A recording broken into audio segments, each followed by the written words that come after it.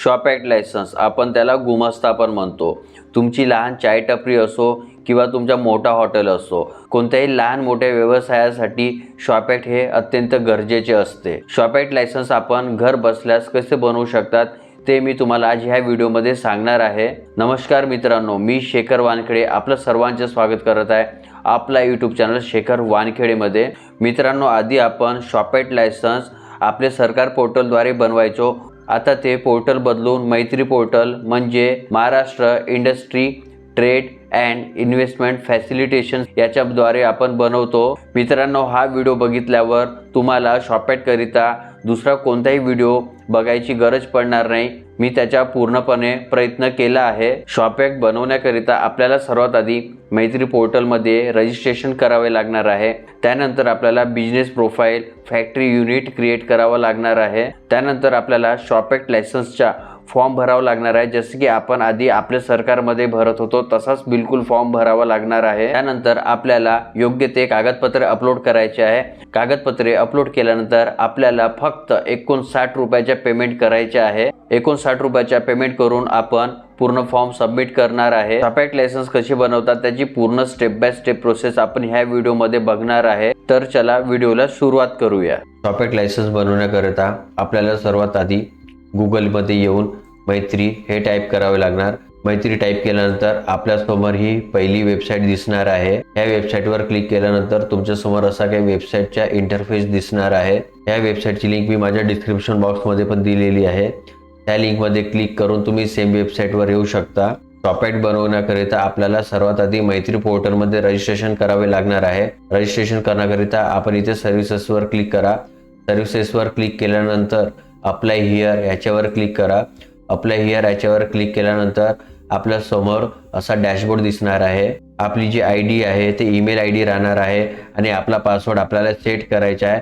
पण त्याकरिता आपल्याला न्यू युजर साइन अप वर क्लिक करावे लागणार आहे। New user sign up your वर क्लिक केल्यानंतर तुम्हाला आयडेंटिफाय युअर सेल्फ हा असा ऑप्शन येणार आहे। आयडेंटिफिकेशन टाईप मध्ये इथे दोन ऑप्शन येणार आहे। एक आहे इंडियन एंटिटी आणि दुसरा आहे फॉरेन एंटिटी। ज्या आपल्या भारतातील नोंदणीकृत संस्था असतात त्यांच्यासाठी एंटिटी घेतो आणि जे आपल्या भारताबाहेरील नोंदणीकृत संस्था असतात त्यांकरिता आपण फॉरेन एंटिटी घेतो। आपली भारतातील नोंदणीकृत संस्था असणार आहे म्हणून आपण इंडियन एंटिटी घेणार आहे। इंडियन एंटिटीवर क्लिक करा। इंडियन एंटिटीवर क्लिक केल्यानंतर नेक्स्टवर क्लिक करा। नेक्स्टवर केल्यानंतर इथे तुम्हाला तुमची ईमेल आयडी आणि मोबाईल नंबर एंटर करायचा आहे। मोबाईल नंबर आणि ईमेल आयडी एंटर केल्यानंतर सेंड OTP वर क्लिक करा। सेंड OTP वर क्लिक केल्यानंतर OTP has been sent to your email address and mobile number असा तुम्हाला मेसेज शो होणार आहे। ईमेल OTP आणि मोबाईल OTP एंटर केल्यानंतर व्हेरीफाय OTP वर क्लिक करा। व्हेरीफाय OTP वर क्लिक केल्यानंतर this email ID and mobile is not take you can go ahead with this, म्हणजे ही ईमेल आयडी आणि मोबाईल नंबर याआधी कधी पण वापरलेला नाही आहे म्हणून आपण समोरची प्रोसेस पूर्ण करू शकतो। आता इथे जो पण बिझनेसचा होणार आहे त्याच्या first name, middle name, last name, त्याचा आधार नंबर, त्याचा जो पण पॅन नंबर असणार पॅन नंबर, त्याची डेट ऑफ बर्थ, पॅन नंबरमध्ये जसं नाव असणार ते नाव ह्याच्यामध्ये एंटर करायची आहे। आता इथे आपल्याला ईमेल आयडी मध्ये आपल्याला ऑलरेडी ईमेल आयडी जी आपण स्टार्टिंग मध्ये एंटर केली होती ते दिसणार आहे आणि मोबाईल नंबर आपण जे स्टार्टिंग मध्ये एंटर केला होता ज्याद्वारे आपण रजिस्ट्रेशन केले होते ते ईमेल आयडी आणि मोबाईल नंबर ते बाय डिफॉल्ट आपल्याला दिसणार आहे। आता इथे जो पण बिझनेसचा ओनर राहणार आहे त्याच्या फर्स्ट नेम, मिडल नेम, त्याचा लास्ट नेम, त्याचा आधार नंबर एंटर करायचे आहे। नाव आणि आधार नंबर एंटर केल्यानंतर you have a business pan card, yes असणार तर यस करा, नो असणार तर नो करा। आपल्याकडे बिझनेसचा पॅन कार्ड नाही आहे म्हणून आपण नो सिलेक्ट केलेला आहे। जे डेट ऑफ बर्थ आहे ते डेट ऑफ बर्थ एंटर करा आणि इथे आपल्या पॅन कार्डमध्ये जसं नाव आहे बिलकुल सेम टू सेम स्पेलिंग तसं नाव इथे टाईप करा आणि इथे आपला पॅन नंबर एंटर करा। जर आपल्याला आपला हा कॅलेंडर पूर्णपणे दिसत नसणार तर तुम्ही मिनिमाइज करू शकता। मिनिमाइज करून बघा मित्रांनो, तुम्हाला आपला हा कॅलेंडर पूर्णपणे दिसत आहे। आपला डेट ऑफ बर्थ आणि पॅन नंबर एंटर केल्यानंतर व्हॅलिडेटवर क्लिक करा।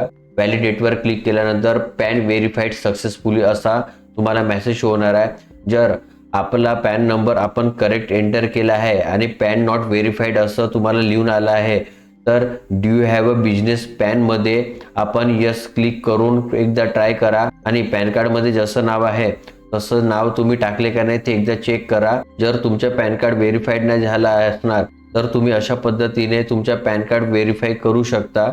आता इथे आपल्याला आपला कम्युनिकेशन ॲड्रेस टाकायचा आहे. आपला जो स्टेट आहे, डिस्ट्रिक्ट आहे, तालुका आहे, विलेज आहे, पिन कोड आहे ते एंटर करायचे आहे. तर इथे आपण आपला कम्युनिकेशन ॲड्रेस टाकलेला आहे. आता कम्युनिकेशन ॲड्रेस एंटर केल्यानंतर आता आपल्याला इथे आपला पासवर्ड सेट करावा लागणार आहे. पासवर्ड तुम्हाला अशा प्रकारे सेट करावा लागणार आहे की तो मिनिमम 8 कॅरेक्टरचा असावा आणि त्यामध्ये एक अप्पर केस लेटर, एक लोअर केस लेटर, त्यामध्ये एक डिजिट आणि एक स्पेशल कॅरेक्टर हवा आहे. म्हणजे मित्रांनो तुम्ही @1234 किंवा तुमचं नाव #1234 असं उदाहरणात घेऊ शकता. आपण इथे आपला पासवर्ड सेट केला आहे. आता I agree to term and कंडिशनवर क्लिक करा. I agree to terms and कंडिशनवर क्लिक केल्यानंतर आता इथे रजिस्टरवर क्लिक करा. रजिस्टरवर क्लिक केल्यानंतर information captured successfully, please proceed to log in असं तुम्हाला मेसेज येणार आहे आणि तुमच्या मोबाईलवर पण तुम्ही रजिस्ट्रेशन केल्या त्याचा मेसेज येणार आहे. मित्रांनो अशा प्रकारे आपण मैत्री पोर्टलवर रजिस्ट्रेशन केलं आहे. आता आपल्याला आपली जे ईमेल आय डी आपण टाकली होती ती ईमेल आय डी एंटर करावं लागणार आहे आणि आपण जो पासवर्ड सेट केला होता तो पासवर्ड एंटर करून आपला कॅप्चा एंटर करून लॉग इन करावा लागणार आहे. ईमेल आय डी आणि पासवर्ड टाकून लॉग इन केल्यानंतर तुमच्या समोर असा काही डॅशबोर्ड दिसणार आहे. इथे डाव्या साईडने तुम्हाला असे ऑप्शन दिसणार आहे. इथे डाव्या साईडमध्ये तुम्हाला application, imprisonment provision, business profile, investor visa, documentary repository, service provided, feedback, query असे असंख्य असे तुम्हाला ऑप्शन दिसणार आहे. आणि इथे वरती तुम्हाला service applied, service available, CFE, common application form, payment history हे असे ऑप्शन दिसणार आहे. मित्रांनो शॉपेट बनवण्याकरिता आपल्याला सर्वात आधी बिझनेस प्रोफाईल आपल्याला क्रिएट करावं लागणार आहे. बिझनेस प्रोफाईलमध्ये क्लिक केल्यानंतर शो प्रोफाईलमध्ये क्लिक करा. शो प्रोफाईलमध्ये क्लिक केल्यानंतर आता तुम्हाला इथे प्रोफाईल क्रिएट करायची आहे म्हणून क्रिएट प्रोफाईलवर क्लिक करा. आता इथे तुम्हाला बिझनेस प्रोफाईल क्रिएट करावा लागणार आहे. इथे तुम्हाला कंपनी नेम टाईप करावं लागणार आहे. बाय डिफॉल्ट इथे तुमचे जे नाव आहे ते नाव आलेलं आहे. हे तुम्ही नाव आपले डिलीट करून जे पण तुमच्या बिझनेसचे नाव आहे, कंपनीचे नाव आहे ते इथे तुम्ही टाईप करू शकता आणि जो पण तुमच्या बिझनेसचा ॲड्रेस आहे तो ॲड्रेस इथे तुम्ही टाईप करा. इथे आपण जो पण आपला कंपनीचा नेम होता, बिझनेस नेम म्हणजे आपलं जे दुकानाचं नाव आहे ते दुकानाचं नाव एंटर केलेलं आहे. जो पण आपला दुकानाचा ॲड्रेस केला आहे तो एंटर केला आहे. आपला मोबाईल नंबर आणि ईमेल आय डी आपण जे स्टार्टिंगमध्ये एंटर केलेली होती ते बाय डिफॉल्ट दिसणार आहे. तुम्ही हे तुमच्या मोबाईल नंबर आणि ईमेल आय डी चेंज करू शकता. मी जशीच्या तशीच माझी जे स्टार्टिंगमध्ये ईमेल आय डी आणि मोबाईल नंबर टाकलं होते ते तसंच राहू देणार आहे. आता खाली स्क्रोल डाऊन करा. इथे तुमची वेबसाईट असेल तर इथे तुम्ही वेबसाईट टाईप करू शकता. If outside India, Indian operations, if any yes असणार तर यस करा नाही तर नो करा. ऑपरेशन्स इन महाराष्ट्र यस असणार तर यस करा नाही तर नो करा. आपण महाराष्ट्राकरिता शॉपेट बनवत आहे तर आपण यसच करणार आहे.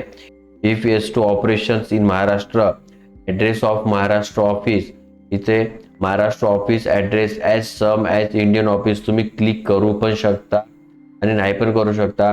पण माझा असा सल्ला राहणार की तुम्ही इथे क्लिक करू नका, कारण की तुम्ही इथे क्लिक केलात तर इथे टाईप ऑफ एस्टॅब्लिशमेंट आपल्याला सिलेक्ट करायचं ऑप्शन येणार नाही, म्हणून आपण हा ऑप्शन सिलेक्ट करणार नाही आहे. आपला जो पण दुकानाचा ॲड्रेस आहे इथे दुकानाचा ॲड्रेस टाईप करा. आपला जो पण टाईप ऑफ एस्टॅब्लिशमेंट, प्रोप्रायटरशिप असणार, अदर असणार, local body, government, trust, LLP company, public limited company, cooperative, HUF, private limited company, partnership, तुमचा जो पण टाईप ऑफ एस्टॅब्लिशमेंट असणार तो सिलेक्ट करा. आपला प्रोप्रायटरी राहणार आहे म्हणून आपण प्रोप्रायटरी सिलेक्ट करणार आहे. तुमची जे पण लाईन ऑफ ॲक्टिव्हिटी जे राहणार आहे ते इथे टाका. जसं की तुमचे ऑनलाईन सर्व्हिसेस असणार, सायबर कॅफे असणार तर तुम्ही इथे तसे टाकू शकतात. आणि जे मेन प्रोडक्ट असणार, सर्व्हिस असणार ते पण इथे तुम्ही टाकू शकता. जसं की तुमचे ऑनलाईन सर्व्हिसेस आहे ते इथे तुम्ही सिम्पली ऑनलाईन सर्व्हिस पण टाकू शकतात. इथे डेट ऑफ कमर्शियल ऑपरेशन, इथे तुमच्या दुकान कधीपासून सुरू झाली आहे त्याची इथे तुम्ही डेट टाकू शकता. इथे आपण आपला ॲड्रेस संपूर्णपणे टाईप केलेला आहे. इथे नेम ऑफ इंडस्ट्रियल इस्टेटमध्ये क्लिक करा. इथे तुम्हाला 2 ऑप्शन येणार आहे, एक MIDC आणि एक दुसरा आहे तारापूर इंडस्ट्रियल एरिया. तुम्हाला तुमचा जो ऑप्शन असणार तो सिलेक्ट करा. मी आपला ऑप्शन MIDC घेणार आहे. इथे तुमचा जो पण ॲड्रेस असणार इथे तुम्ही तो ॲड्रेस टाईप करा.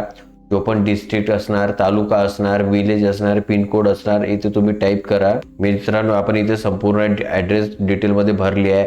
आपला जो पण ॲड्रेस आहे त्याची संपूर्ण डिटेल भरलेली आहे. मित्रांनो, आता खाली स्क्रोल डाऊन करा. खाली स्क्रोल डाऊन केल्यानंतर आपलं जे पण टाईप ऑफ इस्टॅब्लिशमेंट आहे आपण ते पण सिलेक्ट केलेलं आहे.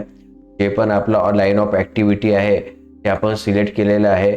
तुमची जे पण लाईन ऑफ ॲक्टिव्हिटी असणार, जर तुमचे फास्ट फूडचे असणार तर तुम्ही ते फास्ट फूड टाकू शकता. जर तुमच्या मेन प्रोडक्ट जो असणार, जसं कोणाचा समोसा असते, वडापाव असते, ते इथे तुम्ही टाकू शकता. आणि डेट ऑफ कमर्शियल ऑपरेशन, ज्या दिवशीपासून तुमची दुकान सुरू झाली आहे ते डेट इथे तुम्ही सिलेक्ट करू शकता. इथे तुमच्या स्टॉक एक्सचेंज वेअर लिस्टेड हे असणार तर टाका, नाहीतर तुम्ही ब्लँक सोडू शकता. आता इथे तुम्हाला stock details and authorise signatory details इथे तुम्हाला ॲड करायचे आहे. इथे तुम्हाला स्टॉक होल्डर 1 इथे आपलं प्रोप्रायटर मध्ये आहे म्हणून आपण 1 मध्ये फक्त आपलीच डिटेल भरणार आहे. जर आपलं पार्टनरशिप असतं तर आपण आणखी ॲड केलं असतं. आपला जो पार्टनरचा नेम आहे ते पार्टनरचा नेम आपण ॲड केलं असतं. आता आपला प्रोप्रायटरमध्ये आहे म्हणून आपलं स्वतःचेच नाव एंटर करणार आहे, आधार नंबर एंटर करणार आहे. आपणच स्वतः प्रोप्रायटर असल्यामुळे आपलीच इथे संपूर्ण डिटेल मी इथे एंटर करणार आहे. इथं स्टेक होल्डरमध्ये जे नाव आहे ते नाव एंटर केलं, ज्याचे नाव एंटर केलं त्यांचा आधार नंबर एंटर केला, जो आपला ॲड्रेस आहे तो आपला ॲड्रेस एंटर केला आहे, जे जेंडर आहे ते एंटर केला आहे, मोबाईल नंबर एंटर केला आहे, जो पण आपली कंट्री आहे ते एंटर केली आहे, जो पण आपला state, city, pincode, email ID आणि आपलं जो पण डेजिग्नेशन आहे ओनर ते आपण एंटर केलं आहे. आता ॲडवर क्लिक करा. ॲडवर क्लिक केल्यानंतर आपली पूर्ण डिटेल्स इथे ॲड झाली. आता खाली स्क्रोल डाऊन करा. खाली स्क्रोल डाऊन केल्यानंतर जे आपण वर nature, line of activity, main product service आणि estimated date of commencement of business production घेतलं होतं ते आपण इथे पण तसंच सेम सिलेक्ट करू शकतो. आपण आपले nature, line of activity, main product service आणि डेट ऑफ कमेन्समेंट सिलेक्ट केलं आहे. आपली जे पण टाईप ऑफ इंडस्ट्री आहे, white, green, orange, red, others जे आहे ते आपण सिलेक्ट केलं आहे. आता हे सर्व डाटा भरल्यानंतर सबमिटवर क्लिक करा.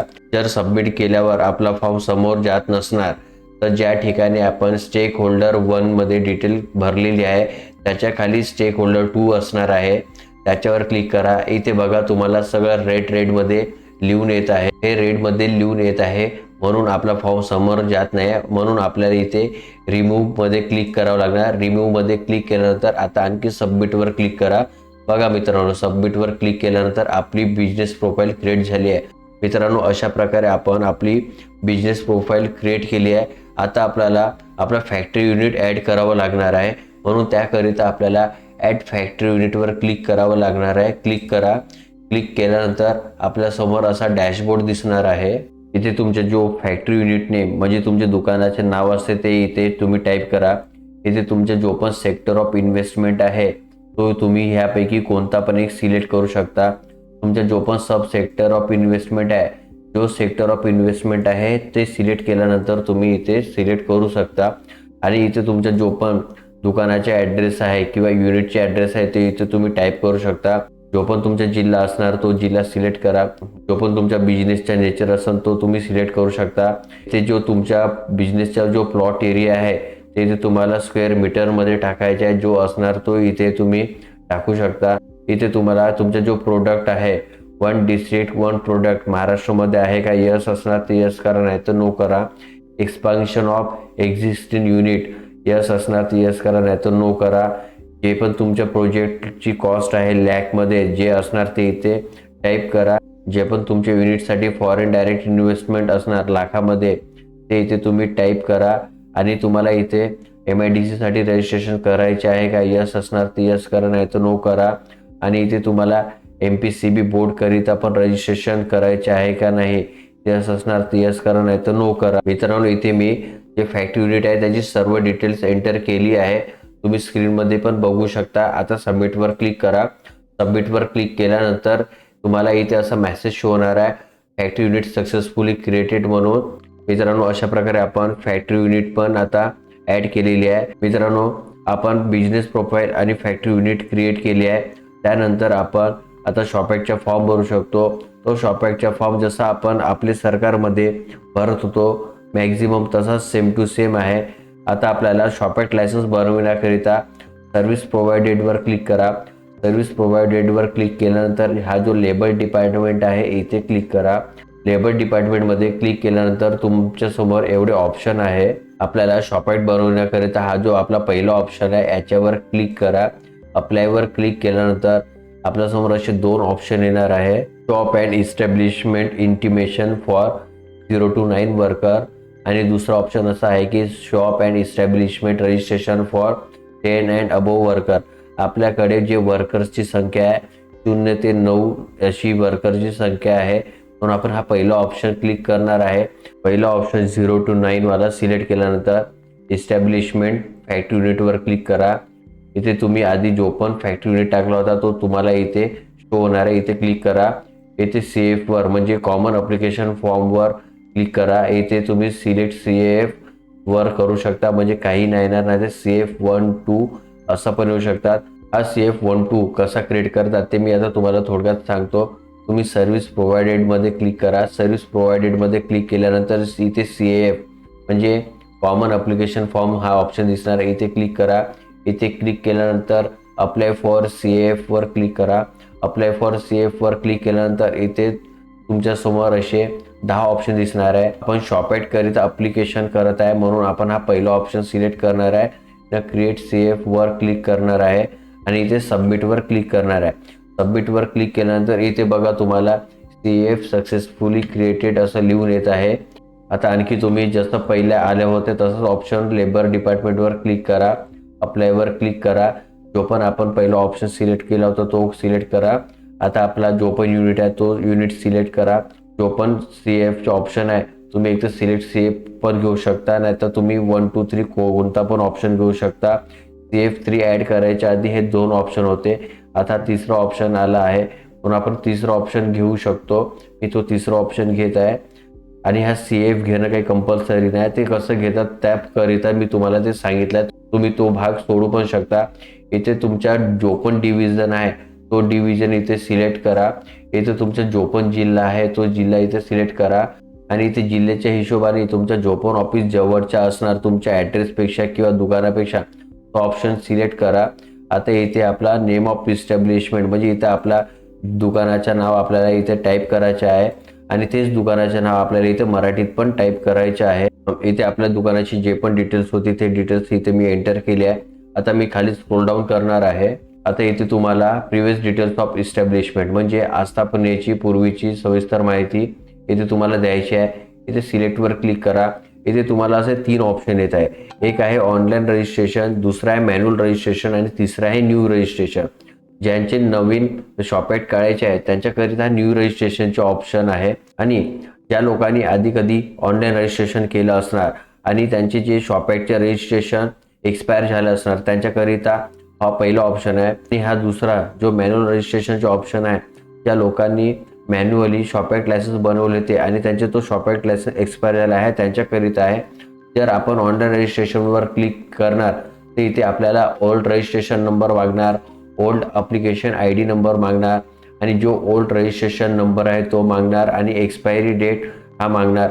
जर तुमच्याकडे ऑनलाईन रजिस्ट्रेशन झालेला शॉपॅक्ट आहे आणि तो एक्सपायर झालेला आहे तेव्हा हा ऑप्शन तुम्ही सिलेक्ट करू शकता. जर हा तुम्ही ऑप्शन सिलेक्ट केले तर तुमच्या शॉपॅक्टमध्ये जे इथे तुम्ही डेट टाकणार, रजिस्ट्रेशन नंबर टाकणार ते तिथे नमूद दिसणार.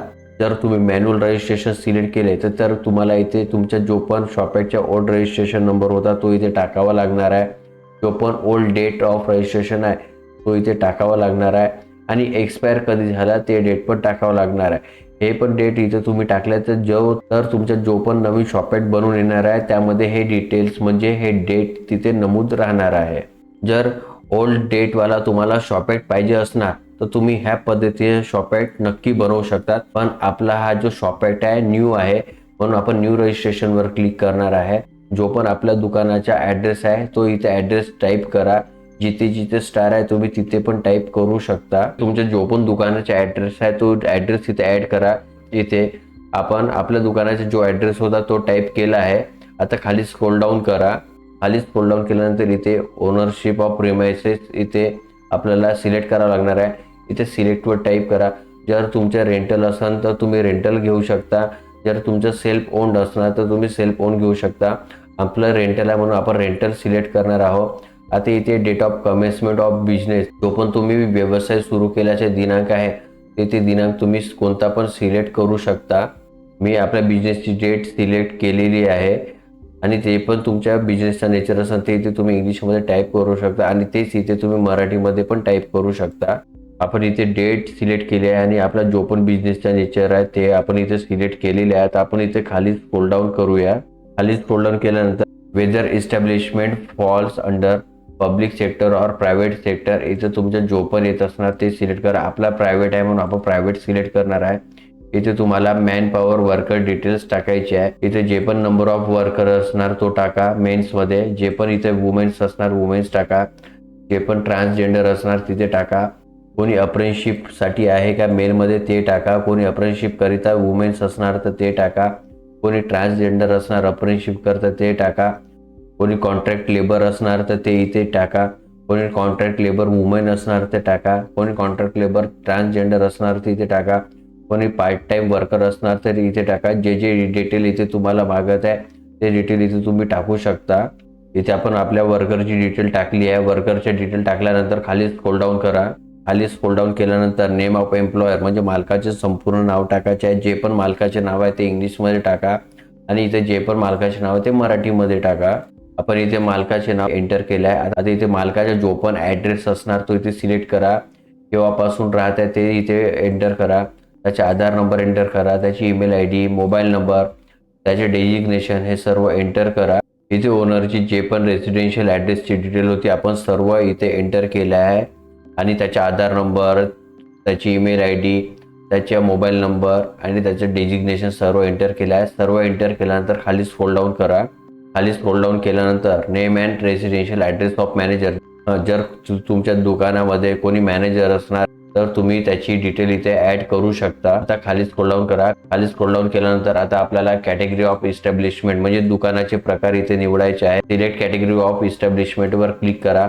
कॅटेगरी ऑफ इस्टॅब्लिशमेंटवर क्लिक केल्यानंतर इथे तुम्हाला 4-5 ऑप्शन दिसणार. पहिला आहे शॉप, दुसरा आहे hotel and eating house and restaurant, तिसरा आहे थिएटर्स और other places of public amusement और एंटरटेनमेंट, चौथा आहे रेसिडेन्शियल हॉटेल्स आणि पाचवा आहे इस्टॅब्लिशमेंट. आपली दुकान ज्या पण कॅटेगरीमध्ये येत असणार त्या कॅटेगरीमधला एक टाईप इथून आपण निवडू शकतो. जे पण आपल्या दुकानाची कॅटेगरी होती ते निवडली आहे. दुकानाचे टाईप निवडलेला आहे आणि इथे दुकानाचा टाईप आपला जो पण आहे तो टाईप केला आहे. कारण की ह्या ऑप्शनमधून एकही ऑप्शन आपल्या दुकानाचा जो टाईप होता त्यासाठी अवेलेबल नव्हता म्हणून आपण अदरमध्ये घेऊन हा इथे टाईप केला आहे. आता इथे आपल्याला टाईप ऑफ ऑर्गनायझेशन्स सिलेक्ट करायचे आहे. सिलेक्ट इस्टॅब्लिशमेंट कॅटेगरीमध्ये क्लिक करा. इथे तुम्हाला इस्टॅब्लिशमेंट कॅटेगरी सिलेक्ट करायची आहे. जर तुम्ही सेल्फ ओनरशिप म्हणजे प्रोप्रायटर असणार ते सिलेक्ट करू शकता. पार्टनरशिप असणार तर पार्टनरशिप सिलेक्ट करा. प्रायव्हेट लिमिटेड कंपनी असणार तर प्रायव्हेट लिमिटेड कंपनी सिलेक्ट करा. पब्लिक लिमिटेड कंपनी सिलेक्ट करू शकता. लिमिटेड लायबिलिटी पार्टनरशिप सिलेक्ट करू शकता. ट्रस्ट सिलेक्ट करू शकता. कोऑपरेटिव्ह सोसायटी बोर्ड असे सिलेक्ट करू शकता. जो पण तुमच्या बिझनेस ज्या कॅटेगरीचे आहे ते तुम्ही इथं सिलेक्ट करू शकता. आमचा जो पण टाईप आहे आम्ही तो सिलेक्ट केला आहे.